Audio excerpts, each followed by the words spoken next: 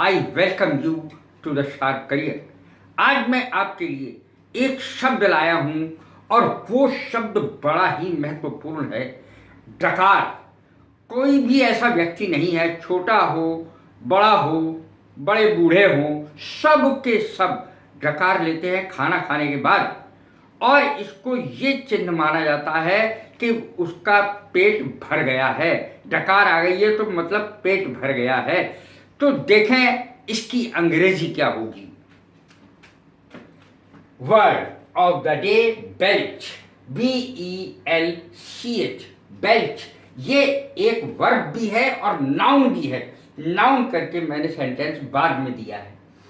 बेल्च्ड इसकी सेकंड और third form है, BELCHED, बेल्च्ड, बेल्च्ड। सेकंड फॉर्म और थर्ड फॉर्म एक ही होती है। बेल्च्ड, बेल्च्ड। उच्चारण भी लिख दिया है मैंने, बेल्च।